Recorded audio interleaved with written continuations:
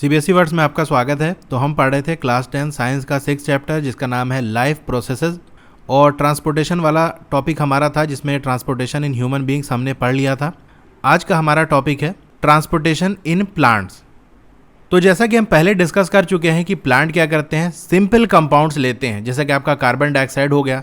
ठीक है, प्लांट को अगर फोटोसिंथेसिस करना है तो किसकी ज़रूरत पड़ेगी, कार्बन डाइऑक्साइड की, वाटर की, इसकी ज़रूरत पड़ेगी। और ये क्या है, सिंपल कंपाउंड है, यानी एक कार्बन और 2 ऑक्सीजन बन गया हमारा कंपाउंड, 2 हाइड्रोजन 1 ऑक्सीजन। ठीक है, तो ये सब क्या है, बहुत सिंपल कंपाउंड्स कहलाते हैं। तो प्लांट को सिंपल कंपाउंड की ज़रूरत पड़ती है और ये क्या करते हैं, फोटोसिंथेसाइज करते हैं एनर्जी, यानी फोटोसिंथेसिस प्रोसेस के ज़रिए ये एनर्जी बनाते हैं। डायरेक्टली नहीं बनती, यानी पहले फोटोसिंथेसिस के ज़रिए फूड बन जाएगा और वो फूड से फिर एनर्जी निकल जाएगी रेस्पिरेशन प्रोसेस से। Stored in their chlorophyll containing organ namely leaves. और ये सारी चीज़ें कहाँ होती हैं, प्लांट के उस हिस्से में जहाँ पर आपका क्लोरोफिल प्रेजेंट होता है, जैसे आपका लीव्स हो गया ना, तो वहाँ पर ये सारा काम होता है, वहीं पर फूड बनेगा, वहीं एनर्जी रिलीज होगी। ठीक है, अब क्या प्लांट को सिर्फ इन्हीं चीज़ों की ज़रूरत है, कार्बन डाइऑक्साइड और वाटर? तो ऐसा नहीं है, और भी चीज़ों की ज़रूरत पड़ती है, यानी और भी तरीके के रॉ मटेरियल हैं जो कि प्लांट को ज़रूरत पड़ती है ताकि वो प्लांट अपनी बॉडी को बिल्ड कर सके, उसमें ग्रोथ हो सके, उसकी डालें बड़ी हो सके, उसमें लीफ ग्रो हो सके, फ्लावर्स हो गए, फ्रूट्स हो गए, ये सारी चीज़ें आ सकें।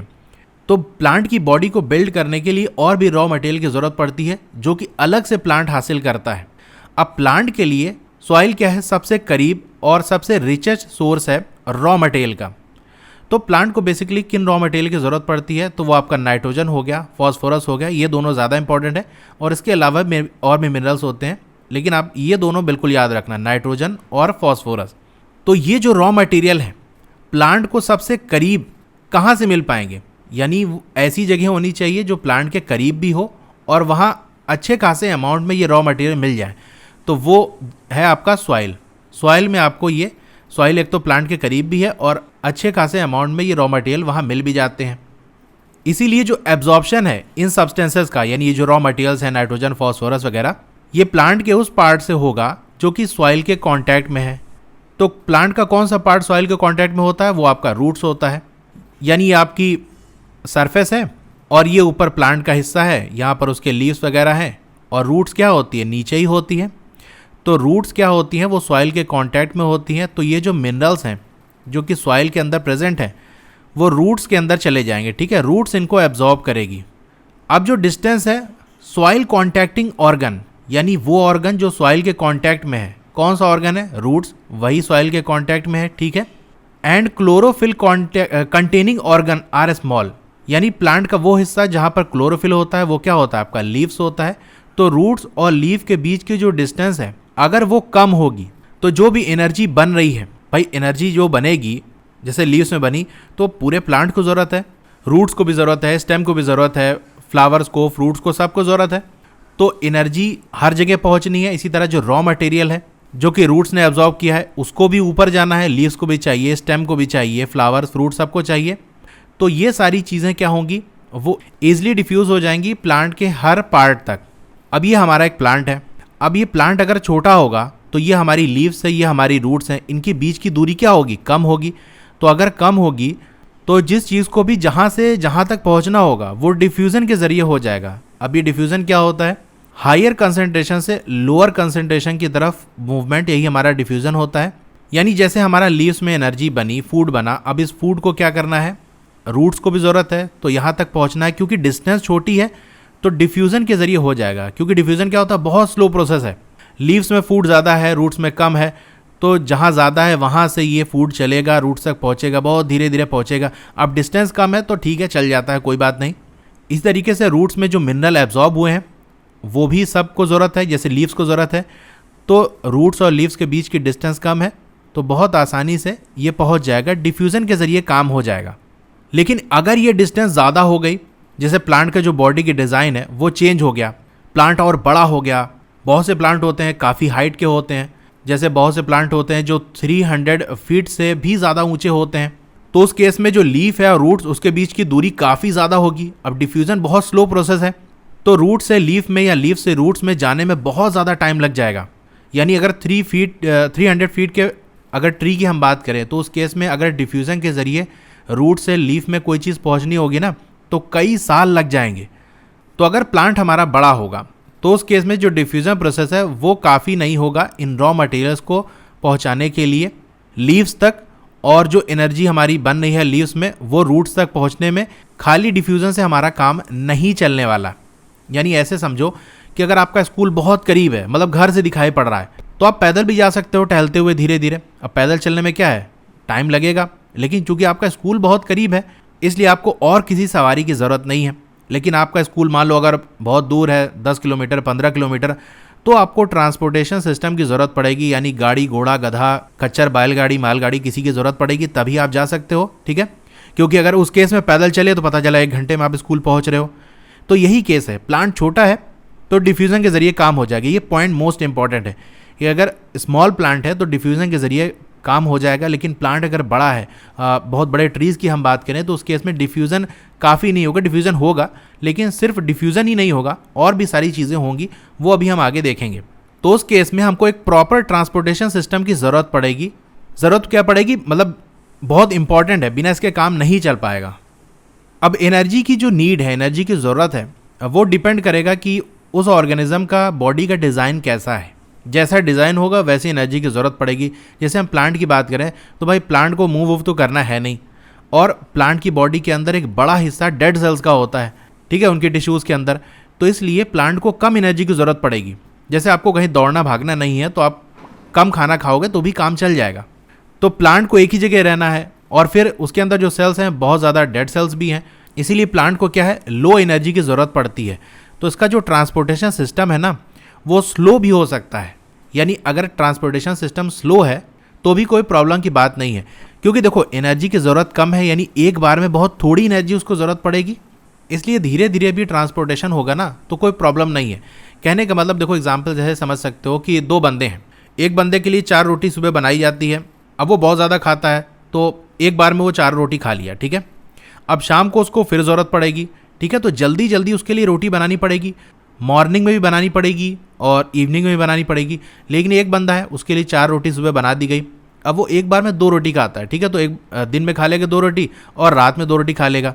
यानी उसके लिए सिर्फ आपको सुबह ही बनाना पड़ेगा, जल्दी जल्दी आपको रोटी नहीं बनानी पड़ेगी। इसी तरीके से प्लांट के जो एनर्जी की ज़रूरत है वो कम है, इसलिए जो ट्रांसपोर्टेशन सिस्टम है वो स्लो हो सकता है, ठीक है।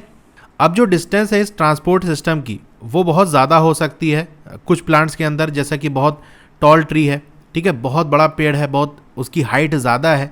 बहुत से ऐसे ट्रीज़ होते हैं जो 200 से लेकर 300 फीट तक होते हैं। तो जितने बड़ा ट्री होगा उतना ही ज़्यादा डिस्टेंस ट्रेवल करनी पड़ेगी किसी भी चीज़ को एक जगह से दूसरी जगह जाने के लिए, ठीक है, तो ऐसा भी हो सकता है। अब जो प्लांट का ट्रांसपोर्ट सिस्टम है इसमें किन चीज़ों का मूवमेंट होगा ये हम समझ लेते हैं। देखो, एक तो मूवमेंट होगा आपका एनर्जी का, जो कि लीव्स के अंदर स्टोर होगी, ठीक है, एनर्जी बन गई लीव्स के अंदर है। अब पूरे प्लांट के हर हिस्से को एनर्जी की ज़रूरत है, उसके रूट को, उसके स्टेम्स को, फ्लावर्स को, फ्रूट्स को, सबकी एनर्जी की ज़रूरत है। तो ट्रांसपोर्टेशन सिस्टम के ज़रिए उनको हर जगह पहुंचाया जाएगा एनर्जी को। यानी दूसरा आपका जो रॉ मटेरियल्स हैं जो रूट्स के अंदर पहुंच गए हैं, ठीक है, जैसे वाटर हो गया, मिनरल्स हो गया, इनको भी प्लांट के बहुत से हिस्से में पहुंचना है, जैसे आपका लीव्स है वहाँ तक पहुँचना है, तो उसके लिए भी ट्रांसपोर्टेशन सिस्टम की ज़रूरत पड़ेगी। तो 2 रास्ते इसके लिए हैं, बनाए गए हैं, और ये इंडिपेंडेंट है, मतलब बिल्कुल अलग अलग है। जैसे हम रोड वगैरह जो बनती है वो 2 लेन होती है, एक आने वाली और एक जाने वाली, और डिवाइडर बना दिया जाता है ताकि मिक्सिंग ना हो पाए, ठीक है, आने वाले एक तरफ और जाने वाले एक तरफ रहें। ऑर्गेनाइज कंडक्टिंग ट्यूब्स, और यहाँ पर प्लांट्स के अंदर जो ट्रांसपोर्ट होता है वो किसके अंदर होता है, ट्यूब के जरिए होता है, पाइप जैसा होता है, उसी के अंदर से एनर्जी या जो आपका फूड है वो मूव करेगी, और दूसरे तरीके का एक ट्यूब होता है या पाइप कह लें जहाँ आपका रॉ मटेरियल्स मूव करेंगे, ठीक है। तो वो दोनों जो ट्यूब्स हैं उनके नाम क्या है हम जान लेते हैं। एक तो आपका जाइलम है, इसमें क्या चीज़ मूव करेगी, आपका वाटर और मिनरल जो कि सॉइल से ऑब्टेन हुई है, और दूसरा आपका फ्लोएम है जो कि ट्रांसपोर्ट करेगा जो फोटोसिंथेसिस का प्रोडक्ट है, यानी जो फूड प्रिपेयर किया है उसका मूवमेंट करेगा। कहाँ से करेगा, लीव से करेगा, क्योंकि यहीं पर ये सिंथेसाइज होते हैं, यहीं बनते हैं। तो लीव से इसका मूवमेंट कहाँ होगा, प्लांट के दूसरे हिस्सों तक होगा। तो ये दोनों चीज़ बहुत इंपॉर्टेंट है कि जाइलम का काम क्या है, डायरेक्ट क्वेश्चन यहाँ से बनता है। तो आप बताओगे कि वाटर और मिनरल को मूव करेंगे, यानी सॉइल से प्लांट के और हिस्सों तक पहुँचाएंगे। और फ्लोएम की बात करें तो ये क्या ट्रांसपोर्ट करेंगे, जो फोटोसिंथेसिस का प्रोडक्ट है, जैसे आपका फूड हो गया या एनर्जी कह सकते हो, इसको लीव से प्लांट के दूसरे हिस्सों तक पहुंचाएंगे। ठीक है, ये काम फ्लोएम का हो गया। अब इन टिश्यूज़ का जो स्ट्रक्चर है यानी जाइलम और फ्लोएम का, इसकी डिटेल आपने क्लास 9 में पढ़ी होगी। अगर नहीं पढ़ी तो यहाँ हमको इतना काम नहीं है उसका। ठीक है, यहाँ तो हमको बस फंक्शन जानना है। तो चलिए अब हम समझते हैं कि वाटर किस तरह से ट्रांसपोर्ट होता है। तो जैसे कि हम देख चुके हैं कि ये वाटर कहाँ से होता है, जाइलम टिश्यू के जरिए होता है। और जाइलम टिश्यू के अंदर आपके वेसल्स और ट्रैकिड्स प्रेजेंट होते हैं। ठीक है, जो आपका वेसल है वो हर प्लांट के अंदर नहीं प्रेजेंट होता, सिर्फ फ्लावरिंग प्लांट्स के अंदर ही प्रेजेंट होता है। बाकी जाइलम टिश्यू हम जनरल बात करते हैं तो ये दोनों उसके अंदर प्रेजेंट होते हैं। ठीक है, तो ये एक पॉइंट याद रखना कि जाइलम टिश्यू के अंदर आपके वेसल्स और ट्रैकिड प्रेजेंट होते हैं। अब ये जो जाइलम है ये सब जगह प्रेजेंट होता है, रूट्स के अंदर भी, स्टेम के अंदर भी, लीव्स के अंदर भी प्रेजेंट होता है और एक तरह से इंटरकनेक्टेड रहता है। ठीक है, आपस में जुड़ा रहता है। जो जाइलम टिश्यू रूट के अंदर प्रेजेंट है वो और स्टेम के अंदर और लीव्स के अंदर ये आपस में कनेक्टेड रहते हैं। ठीक है, यहाँ से इसका कनेक्शन, फिर यहाँ इसका कनेक्शन, फिर इसका कनेक्शन, और इस तरह से एक कॉन्टिन्यूअस सिस्टम बनाते हैं ऑफ वाटर कंडक्टिंग चैनल। ठीक है, अब जुड़े इसलिए रहते हैं कि भाई वाटर का मूवमेंट करना है, अगर ये अलग रहेंगे तो एक जगह जाके फंस जाएगा, आगे कैसे जाएगा, इसीलिए सारे कनेक्ट रहते हैं। और इस तरीके से प्लांट के हर पार्ट तक वाटर पहुंच जाता है इन्हीं ट्यूब के ज़रिए। यानी जैसे मैं डायग्राम से बताऊं तो रूट्स के अंदर भी आपके जाइलम प्रेजेंट रहेगा और ये ऐसे कनेक्ट रहेगा यहाँ पर, इधर जाकर आपका जो स्टेम है यहाँ से कनेक्टेड रहेगा, फिर आके इधर जो लीव्स है इसके अंदर कनेक्टेड रहेगा और लीव से ही अंदर तक ऐसे जाता है। तो ठीक है, पूरा देख सकते हो कनेक्शन बना हुआ है। यहाँ से वाटर और मिनरल जाएगा तो पूरा यहाँ तक हर जगह तक पहुँच जाएगा। इसी तरह इस लीव्स के अंदर, फिर ऊपर भी, इस तरह से सब जगह पहुँच जाएगा। अब रूट्स के वो सेल जो कि सॉइल के कांटेक्ट में है वो क्या करेंगे, एक्टिवली टेक अप आयंस। चलिए मैं इसको बनाकर दिखाता हूँ। एक मैं रूट बनाता हूँ, ये हमारी एक रूट है। ठीक है, अब हर लिविंग थिंग सेल से बनी होती है तो रूट्स के अंदर भी सेल होंगे, बहुत सारे सेल होंगे। यहाँ हम उन सेल्स की बात कर रहे हैं जो कि बिल्कुल उस रूट की सरफेस पे हैं, यानी वो सेल जो कि सॉइल से टच हैं। तो हम बना लेते हैं, थोड़ा बड़ा बनाएंगे ताकि हमको अच्छे से दिख सके। ठीक है, एक सेल हमने ये बना लिया, दूसरा सेल हम ये बना लेते हैं। ठीक है, तीसरा ये बना लेते हैं। इस तरह सेल और भी होंगे, बीच में भी होंगे, लेकिन बिल्कुल सरफेस वाले की हम बात कर रहे हैं। और ये हमारा सॉइल वाला पोर्शन है। ठीक है, अब इस सॉइल के अंदर क्या प्रेजेंट होता है, जो मिनरल्स हैं उनके आयंस प्रेजेंट रहते हैं। ठीक है, जैसे कि हमने देखा था कि प्लांट को क्या होती है, मिनरल्स की ज़रूरत होती है, तो वो मिनरल्स डायरेक्टली अपने ओरिजिनल फॉर्म में नहीं जाते कि नाइट्रोजन की ज़रूरत है तो नाइट्रोजन चला गया, फॉस्फोरस की ज़रूरत है तो फॉस्फोरस चला गया, बल्कि इनके कंपाउंड जाते हैं। जैसे न्यूट्रिशन वाले टॉपिक में हमने देखा था कि प्लांट्स जो नाइट्रोजन लेते हैं वो किस फॉर्म में लेते हैं, एक तो आपका नाइट्रेट्स के फॉर्म में NO3 निगेटिव और दूसरा आपका नाइट्राइट्स के फॉर्म में NO2 निगेटिव। ठीक है, इस फॉर्म में लेते हैं। तो यहाँ पर देखो चार्ज है, इसीलिए हम इसको आयंस कहते हैं। ठीक है, इसके ऊपर चार्ज है। तो ये बात आपकी क्लियर हो गई कि मिनरल्स किस फॉर्म में जाते हैं प्लांट्स के अंदर, आयंस के फॉर्म में, क्योंकि आयंस के फॉर्म में ही सॉइल में प्रेजेंट रहते हैं। और कैसे रहते हैं, ये जो आपके आयंस हैं ये वाटर के अंदर मिक्स रहते हैं। ठीक है, इनका सोल्यूशन जैसा होता है और ये सॉइल के अंदर प्रेजेंट रहते हैं, ऐसे ऐसे यहाँ पर प्रेजेंट है और इन्हीं के साथ वाटर भी यहीं पर है। अब प्लांट क्या करेगा, ये जो आयंस है इनको एक्टिवली लेगा। ये मोस्ट इंपॉर्टेंट वर्ड है यहाँ पर जो एक्टिवली लिखा है। अक्सर ऐसे पढ़ने में हम ध्यान नहीं देते, बस इतना समझ लेते हैं कि आयंस जाएगा रूट्स के अंदर बस, लेकिन ये एक्टिवली वर्ड बहुत इंपॉर्टेंट है। यहाँ से एग्जाम में क्वेश्चन बन सकता है। आपको 4 ऑप्शन देगा, जिसमें से एक ऑप्शन हो गया कि जो रूट्स है वो आयन किस फॉर्म में लेते हैं, एक्टिवली लेते हैं, पैसिवली लेते हैं। इसी तरह 2 और ऑप्शन दे देगा। तो आपको क्या लगाना है, आयंस किस फॉर्म में लेते हैं रूट, एक्टिवली लेते हैं। ये प्रोसेस है किस तरह से, एक्टिवली का मतलब एनर्जी का इस्तेमाल करेंगे, ATP जो कि एनर्जी की करेंसी है उसका इस्तेमाल होगा। भाई जो आयंस है वो सॉइल के अंदर प्रेजेंट है, वो काहे को रूट्स के अंदर जाएंगे, जब तक उनको कोई माल पानी न मिलेगा। तो पेड़ क्या करता है, यानी जो रूट्स है वो क्या करती है, कुछ माल पानी देती है, कुछ एनर्जी का इस्तेमाल करती है इनको अपने अंदर लाने के लिए। तो एनर्जी का इस्तेमाल करके इसे अपनी तरफ खींचती हैं। तो क्या होते हैं, ये आयंस यहाँ पर आ जाएंगे, सेल के अंदर आ गए। ठीक है, अब ये आयंस तब तक मूव करेंगे जब तक कि सेल के अंदर आयंस ज़्यादा और आसपास जो सॉइल है उसके अंदर कम हो जाए। ठीक है, यानी जो कंसंट्रेशन है वो सेल के अंदर ज़्यादा हो जाए और बाहर कम हो जाए। ठीक है, तो एक तरह से क्या हो जाएगा, एक डिफरेंस क्रिएट हो जाएगा कंसंट्रेशन का और कंसंट्रेशन ऑफ आयंस का between the roots and soil. यानी सॉइल के अंदर आयंस अब कम है और सेल के अंदर ज़्यादा है। इसकी वजह से होगा क्या, water therefore moves into the root from the soil to eliminate this difference. अब ये जो डिफरेंस बना है कि सेल के अंदर क्या है, आयंस ज़्यादा हैं और जो सॉइल है उसके अंदर कम है, तो कंसंट्रेशन का डिफरेंस हो गया। तो सॉइल से वाटर क्या करेगा, सेल के अंदर इंटर करेगा। कैसे इंटर करेगा ये हम समझते हैं। अब यहाँ पर एक कॉन्सेप्ट हम सीखते हैं कि ऑस्मोसिस क्या होता है और ये हायर कंसंट्रेशन से लोअर कंसंट्रेशन का मूवमेंट कैसे होता है। अब किसी कंटेनर में हमने वाटर ले लिया और इसके अंदर हम मान लो शुगर या सॉल्ट कुछ भी डाल सकते हो, चलिए हम शुगर मान लेते हैं। तो हमने इसके अंदर शुगर डाल दिया। अब ये रेड कलर वाले क्या हैं, शुगर के पार्टिकल्स हैं।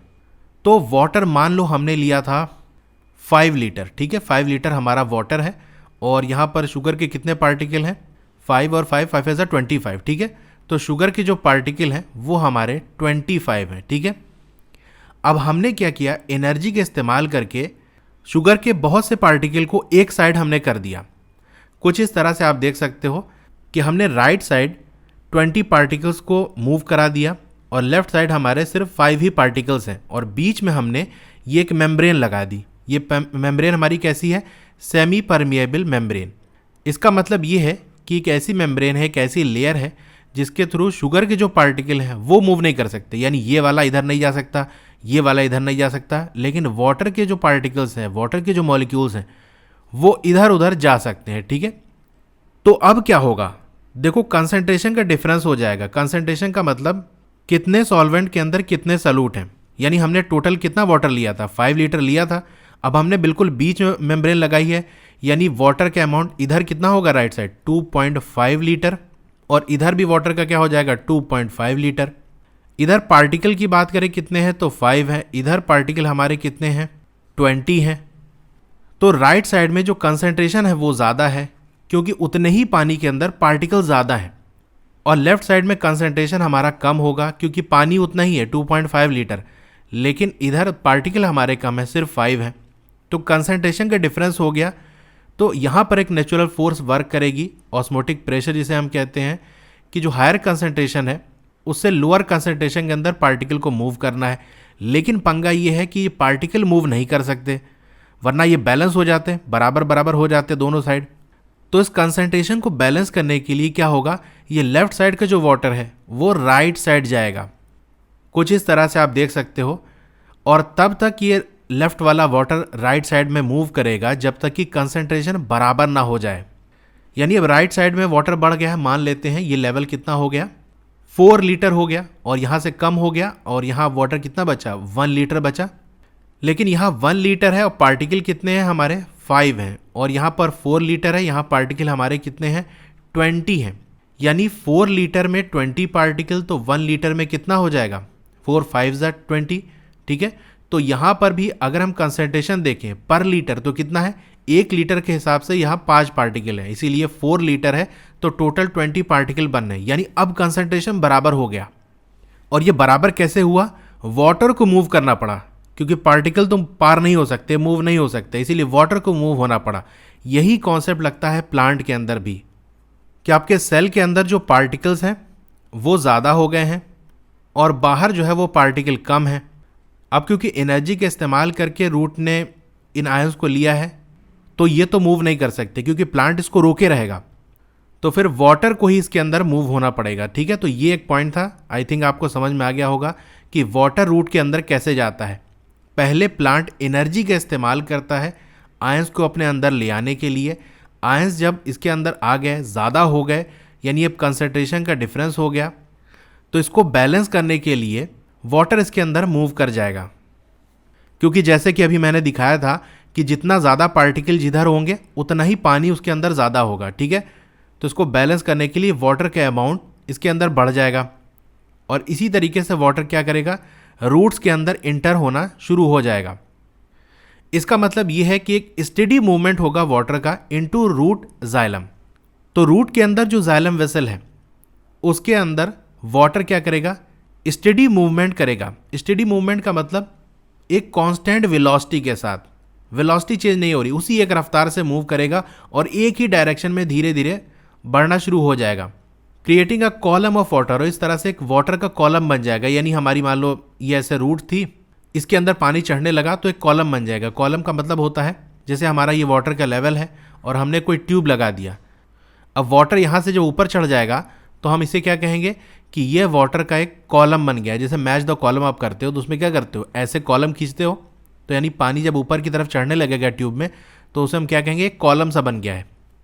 That is steadily pushed upward, तो ऊपर की तरफ पुश होगा, स्टेडी मूवमेंट होगा, जैसे कि हमने देखा है कांस्टेंट वेलोसिटी से होगा, ऐसा नहीं कि कहीं कम कहीं ज़्यादा, एक स्पीड से ही चलेगा धीरे धीरे और एक ही डायरेक्शन में। अब ये जो प्रेशर बना था कंसंट्रेशन डिफरेंस की वजह से, ये वाटर को रूट के अंदर तो पहुंचा देगा, लेकिन ये काफ़ी नहीं होगा वाटर को मूव कराने के लिए over the height that we commonly see in plants. Root के अंदर तो पहुंच गया, लेकिन प्लांट्स तो बहुत ऐसे होते हैं, अलग अलग हाइट के होते हैं, कुछ बहुत बड़े होते हैं, तो ऊपर लेवल पे यानी लीव्स तक जो पहुंचना है उसको, या प्लांट के और जो पार्ट्स तक पहुंचना है, उसके लिए ये प्रेशर काफ़ी नहीं है। तो इसके लिए जो जाइलम है वो एक दूसरी स्ट्रेटजी यूज़ करता है, दूसरी टेक्निक यूज़ करता है, ताकि प्लांट का जो बॉडी का हाईएस्ट पॉइंट है वहाँ तक इस वाटर को पहुँचाया जा सके। अब वो टेक्निक क्या है, देखो एक एक्टिविटी है, इसको भी हम बाद में देखेंगे, पहले नीचे वाले पैराग्राफ्स हम देख लेते हैं।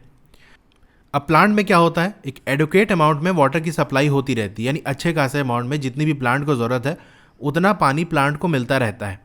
लेकिन ये जो वाटर है वो लॉस भी होता है। कहाँ से लॉस होता है, देखो हमने पढ़ा था ये न्यूट्रिशन वाले टॉपिक में कि जो लीव्स हैं उसके अंदर छोटे छोटे पोर्स होते हैं, यानी होल्स होते हैं, जिसे हम स्टोमेटा कहते हैं।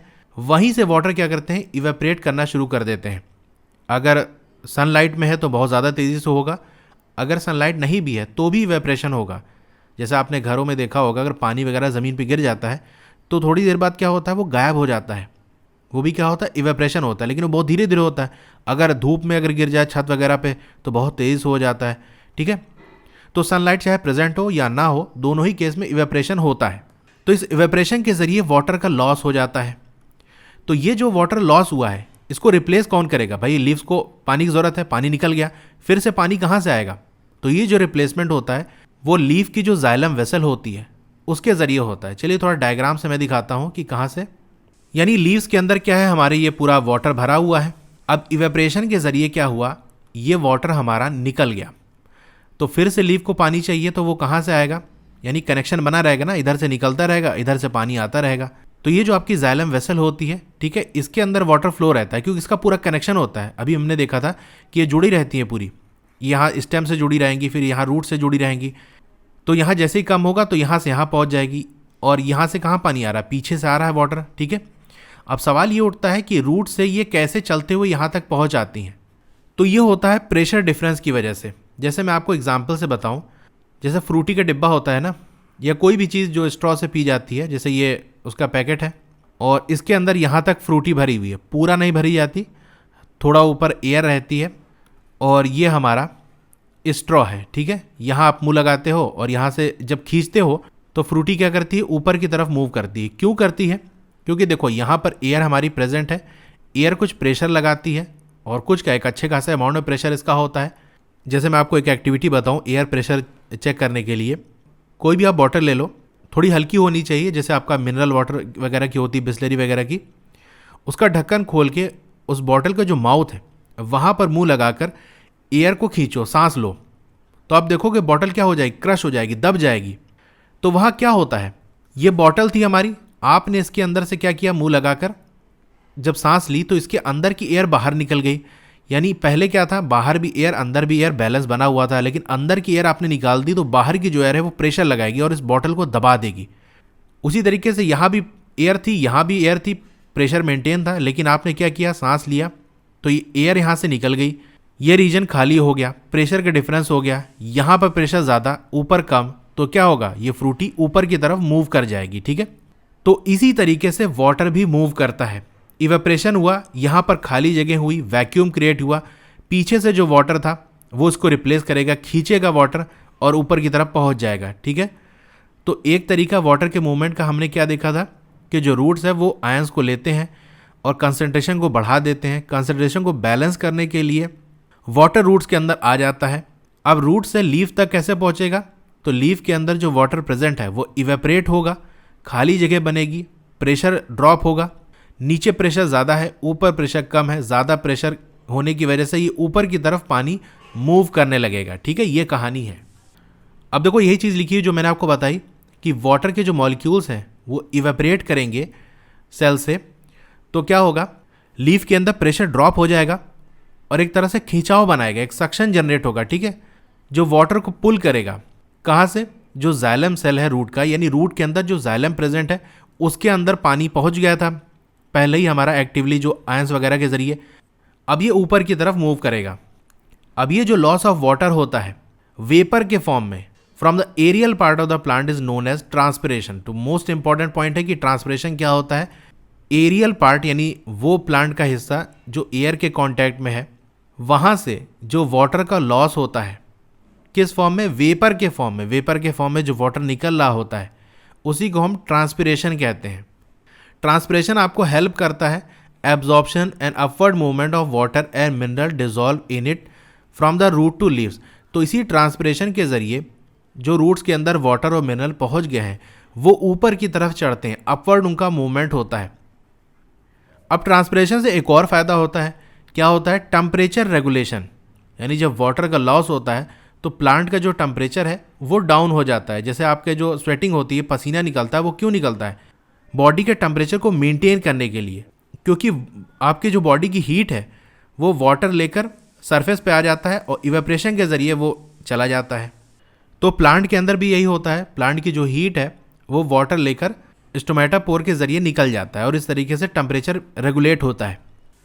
अब रूट प्रेशर का जो इफेक्ट है वाटर को ट्रांसपोर्ट करने के लिए वो रात में ज़्यादा होता है। रूट प्रेशर क्या, जो हमने स्टार्टिंग में देखा था कि रूट्स के अंदर क्या होंगे, आयंस पहुंच जाएंगे, कंसंट्रेशन हाई हो जाएगा, जिसकी वजह से वाटर भी मूव कर जाएगा, ठीक है। तो वाटर को मूव कराने का ये जो मेथड होता है, तो यहाँ पर जो प्रेशर जनरेट होता है वही हमारा रूट प्रेशर होता है। तो रात में चूँकि इवेपरेशन कम होता है, इवेपरेशन के ज़रिए ही ट्रांसपिरेशन होगा और उसी के ज़रिए वाटर मूव करेगा। तो रात में इवेपरेशन कम तो ट्रांसपिरेशन कम, ट्रांसपिरेशन कम तो ट्रांसपिरेशन के ज़रिए जो प्रेशर जनरेट हो रहा है वो भी कम होगा। तो ज़्यादातर मूवमेंट किसकी वजह से होगा? वही रूट वाला प्रेशर। लेकिन दिन के टाइम क्या होगा? स्टोमेटा ओपन होते हैं और जो ट्रांसपिरेशन पुल है वो सबसे बड़ी फोर्स बनकर आएगी सामने वाटर को मूव कराने के लिए इस जाइलम के अंदर, ठीक है। तो ट्रांसपिरेशन के ज़रिए दिन के अंदर ज़्यादातर मूवमेंट होता है वाटर का। तो यहाँ तक वाटर के ट्रांसपोर्टेशन का टॉपिक हमारा कंप्लीट हो गया। अब बात कर लेते हैं कि फूड और दूसरे सब्सटेंसेस किस तरह से प्लांट के अंदर ट्रांसपोर्ट होते हैं। तो अभी तक हमने जो डिस्कस किया वो ये देखा कि मिनरल और वाटर किस तरह से प्लांट के अंदर ट्रांसपोर्ट होते हैं। अब चलिए हम बात करेंगे जो प्रोडक्ट है मेटाबॉलिक प्रोसेसेस का। ये मेटाबॉलिक प्रोसेसेस क्या होती हैं? ये वो केमिकल रिएक्शन होती हैं जो किसी लिविंग ऑर्गेनिज्म के सेल में हो रही होती हैं, उसे ज़िंदा रखने के लिए यानी सस्टेन करने के लिए, उसे ग्रो करने के लिए और उसे रिप्रोड्यूस करने के लिए, ठीक है। इस तरह की जो ज़रूरत है किसी भी लिविंग ऑर्गेनिज्म की, उसको पूरा करने के लिए जो सेल के अंदर रिएक्शन होती है वही हमारा मेटाबॉलिक प्रोसेसेस होते हैं। तो यहाँ जिस मेटाबॉलिक प्रोसेस के बारे में बात कर रहे हैं वो है हमारा फोटोसिंथेसिस।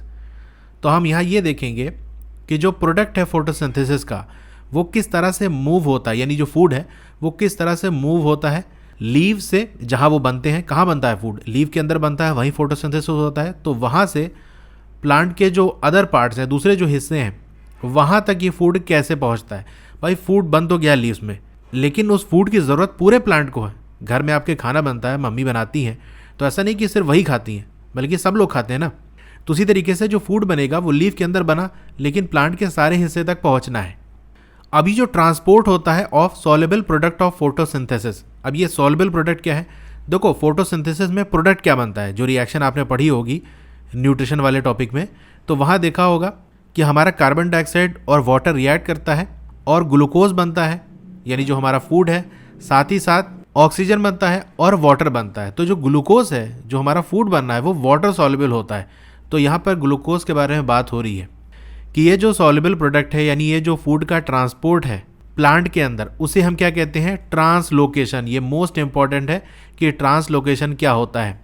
जो सॉल्युबल प्रोडक्ट है फोटोसिंथेसिस का, या फूड लिख कर आ जाए, या ग्लूकोज लिख कर आ जाए, या शुगर लिख के आ जाए, कि शुगर का जो ट्रांसपोर्ट होता है उसे हम क्या कहते हैं? तो वो हमारा होता है ट्रांसलोकेशन। और ये ट्रांसलोकेशन होता कहाँ है? In the part of the vascular tissue, यानी जो पाइप टाइप का टिश्यू होता है जिसके अंदर कोई चीज़ कंडक्ट होती है, मूव होती है, उसके अंदर होते हैं और इसका नाम क्या होता है, फ्लोएम। तो एक वस्कुलर टिश्यू हमने देखी थी जहां वाटर और मिनरल कंडक्ट हो रहे थे, मूव कर रहे थे, एक जगह से दूसरी जगह जा रहे थे। यहाँ जो हम बात कर रहे हैं जहाँ फूड मूव करेगा उसका नाम क्या है, फ्लोएम। अब फोटोसिंथेसिस का जो प्रोडक्ट है यानी जो फूड है वो तो ट्रांसपोर्ट करेगा फ्लोएम, उसके साथ साथ ये अमीनो एसिड या अमाइनो एसिड भी कहा जाता है और इसके अलावा और भी सब्सटेंसेस हैं उसे भी ट्रांसपोर्ट करेगा फूड के अलावा। अब ये जो सब्सटेंसेस हैं जैसे आपका फूड हो गया, अमीनो एसिड हो गया, ठीक है, खासतौर से फूड की हम बात करें तो ये स्पेशली डिलीवर होता है to the storage organ of roots, यानी लीफ के अंदर फूड बना, अब ये मूव होगा, फ्लोएम के अंदर मूवमेंट होगा इसका, वहाँ से कहाँ जाएगा, कहाँ डिलीवर होगा, तो खास तौर से वहाँ डिलीवर होगा जहाँ ये फूड स्टोर होना है। जैसे आपका रूट्स हो गया। अब देखो कई तरीके के प्लांट होते हैं, कुछ प्लांट के अंदर फूड रूट में स्टोर होता है, कुछ में फ्रूट्स के फॉर्म में और कुछ में सीड के फॉर्म में होता है। अब रूट का जैसे एग्जाम्पल लें, आपका जो कैरेट हो गया, गाजर हो गया, गाजर क्या होती है जो हम खाते हैं वो क्या हिस्सा होता है, वो रूट ही तो होती है जो हम खाते हैं, ठीक है, लाल कलर वाला जो होता है वो रूट्स होती है, वो ज़मीन के अंदर होती है और हरी पत्तियाँ उसके ऊपर होती है। तो पत्ती हम नहीं खाते बल्कि वो क्या खाते हैं, रूट से उसकी खाते हैं। तो वो गाजर क्या होती है, जो ग्रीन पार्ट ने फूड बनाया होता है वो फूड स्टोर होता है उसकी रूट्स के अंदर। इसी तरीके से कुछ प्लांट ऐसे होते हैं जिनके अंदर फ्रूट्स निकलता है, तो वहाँ पर जो प्लांट फूड बनाता है वो फ्रूट्स के अंदर स्टोर होता है, यानी जो फ्रूट हम खाते होते हैं वो उस प्लांट का फूड ही होता है जो प्लांट ने बनाया होता है। इसी तरह आपका सीड्स हो गया, जैसे गेहूँ चावल वगैरह, ये क्या होता है, जो ग्रो होता है, गेहूँ निकलता है, तो वो गेहूँ एक तरह की सीड ही तो होती है। आपको दोबारा गेहूँ ग्रो करना होता है तो आप क्या करते हो, गेहूँ को ही ज़मीन में डाल देते हो। तो वो जो गेहूँ होता है वो प्लांट का फूड भी होता है और सीड भी होता है, ठीक है। तो जो फूड है वो रूट्स में भी स्टोर हो सकता है, फ्रूट्स में भी स्टोर हो सकता है, सीड में भी स्टोर हो सकता है, डिपेंड करेगा कौन सा प्लांट है। तो स्टोरेज ऑर्गन तक तो ट्रांसपोर्ट होगा ही, साथ ही साथ उन ऑर्गन्स तक जिसको ग्रो होना है। भाई रूट्स के अंदर मान लो फूड स्टोर नहीं भी होना है तो रूट को अपनी ग्रोथ के लिए भी तो चाहिए फूड, तो उसके लिए भी पहुंच जाएगा। उसकी जो स्टेम है, लीव्स भी ग्रो होती है, छोटी लीव बड़ी होती है, नई लीव्स निकलती है, उसके लिए भी फूड वहाँ पहुँचना ज़रूरी है, ठीक है। तो यहाँ पर दो रीज़न आपका लिखा है कि फूड ट्रांसपोर्ट होगा उस जगह पर जहाँ उसको स्टोर होना है और उस ऑर्गन तक जिस ऑर्गन को ग्रो होना है। अभी जो ट्रांसलोकेशन होता है फूड का, यानी मूवमेंट जो होता है, और इसके अलावा और भी जो सब्सटेंसेस हैं वो कहाँ होता है, सीव ट्यूब के अंदर होता है with the help of adjacent companion cell both in upward and downward direction. तो ये आपका फ्लोएम का स्ट्रक्चर है। इसके अंदर आप देख सकते हो जो अंदर वाला रीजन है वो सीव ट्यूब एलिमेंट है जो थोड़ा डार्क ग्रीन है, और जो बिल्कुल लाइट ग्रीन वाला है वो क्या है, अगल बगल जो उसके एडजेसेंट है वो क्या है, कंपेनियल सेल्स हैं। इन्हीं की मदद से फूड ऊपर डायरेक्शन में और नीचे दोनों ही डायरेक्शन के अंदर मूव होता है। तो यहाँ देखो एक मोस्ट इंपॉर्टेंट पॉइंट आ गया, जाइलम के अंदर क्या होता है, जो वाटर और मिनरल का ट्रांसपोर्ट होता है, जो उनका मूवमेंट होता है वो यूनी डायरेक्शनल होता है, यानी रूट से निकल के वो लीव्स तक या ऊपर की तरफ बढ़ेगा, ठीक है, एक डायरेक्शन में। लेकिन यहाँ पर जो फ्लोएम के अंदर मूवमेंट होता है फूड या दूसरे सब्सटेंस का, वो दोनों डायरेक्शन में हो सकता है। मान लो ये लीफ है, यहाँ से फूड बना, ऊपर भी हिस्सा है, प्लांट ऊपर तक गया हुआ है और नीचे का हिस्सा भी है, तो यहाँ से निकल के अगर ऊपर वाले हिस्से की ज़रूरत है तो यहाँ भी चला जाएगा, नीचे ज़रूरत है तो यहाँ भी चला जाएगा। और ये सारा काम किसकी मदद से होगा, यानी कहाँ पर होगा, सीव ट्यूब के अंदर होगा, और किसकी मदद से होगा, जो उसके अगल बगल कंपेनियल सेल है उसकी मदद से। अपर डायरेक्शन और डाउनवर्ड डायरेक्शन दोनों डायरेक्शन के अंदर हो सकता है, जहाँ ज़रूरत होगी वहाँ पहुँच जाएगा।